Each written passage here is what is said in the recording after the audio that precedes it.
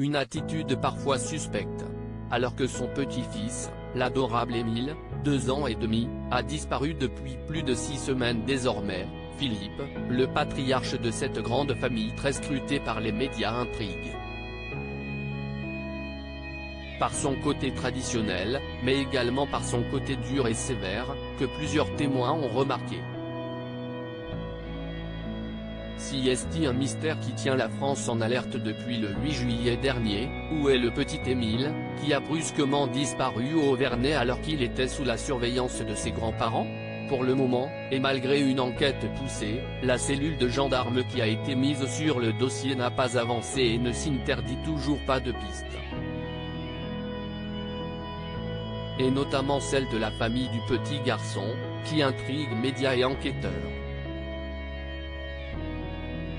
En effet, si les parents du petit garçon, Colomban et Marie, sont très jeunes et n'ont qu'une vingtaine d'années, les grands-parents, à qui le petit garçon avait été confié, sont à la tête d'un très grand clan, parents de 10 enfants, qui l'élèvent dans la religion et qui ne sont pas scolarisés à l'école. Ils sont connus pour leur côté traditionnel, qui leur a valu d'être qualifiés d'être sectaires par certains voisins. Mais si est surtout le grand-père, Philippe, qui fait partie des personnes les plus étudiées, le quinquagénaire, père de Marie, est un ostéopathe réputé de la Bouilladis, où vit toute la famille. Cependant, il serait, selon les témoins cités par nos confrères de Paris Match, sévère et parfois colérique. Dans Le Nouveau Détective, un autre témoin va encore plus loin: Philippe avait la main leste sur ses enfants. Il a pu vouloir punir Émile d'avoir désobéi, le suivre jusqu'à la cabane et lui donner une gifle trop forte.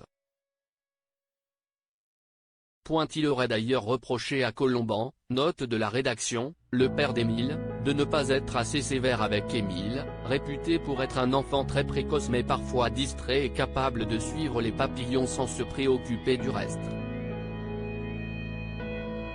D'ailleurs, on apprenait récemment que lors de la journée avant le drame, le petit garçon avait agacé sa famille en répétant qu'il voulait aller jouer dans la cabane à peine installée chez les voisins.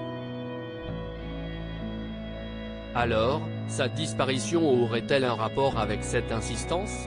Ou plutôt avec le caractère de son grand-père?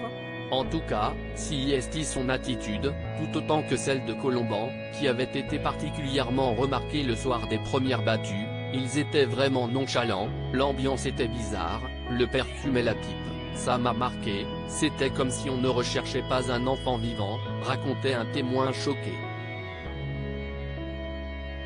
Bien sûr, si toutes les conjectures des témoins sont à prendre avec des pincettes, plus les jours passent, plus le mystère s'épaissit.